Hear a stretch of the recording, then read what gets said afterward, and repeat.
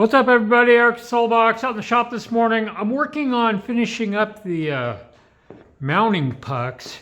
I've got an order pending and I can't fill the order without building another mounting kit. And so I just was thinking I'd show you really quick part of the process. I'm overplaying on the lathe, but so basically I started off with an 8-foot chunk of 2-inch round UHMV plastic, like so. This is the stuff. It runs through here. I lop it off at about 900 thousandths, just a hair over. Makes a puck. Here's one from an older batch. So anyway, that happens over here first. Real messy. Here's the chip it produces basically as it's going through the chop saw there. But after I rough out the pucks, then I get to come over here to the lathe. I really enjoy running the lathe.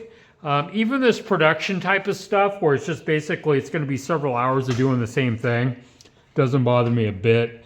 I like standing at the lathe and doing that sort of thing. So I'll try to take you through the process here of what happens next. So here's the big box of pucks.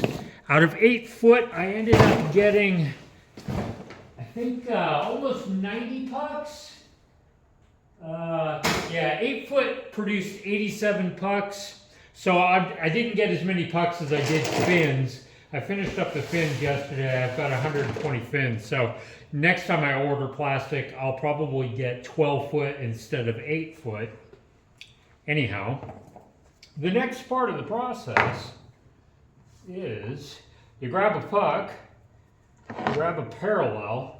The parallel goes into the jaws of the chuck, and it basically just spaces it out at exactly the right amount for me to do the next operation.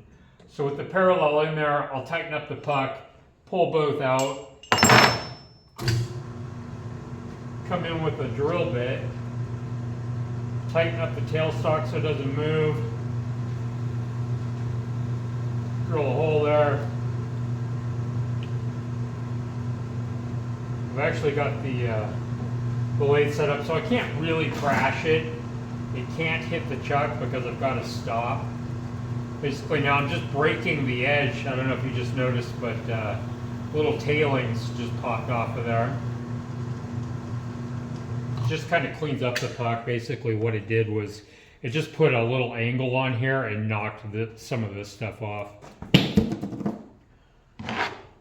Then you got to flip it over, do the other side.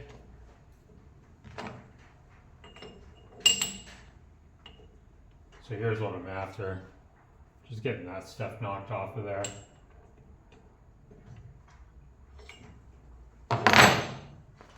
You do not want to leave the parallel inside the jaws of the chuck. Ask me how I know this. I've only done it once, and yeah, it's a bit of a wake-up call. Makes a hell of a racket. Alright. So, there it is. That's what I'm after. So I got to do that 87 times. And then I can go home for the day. So anyway, Eric Soulbox. Ride safe, everybody. Talk to you soon.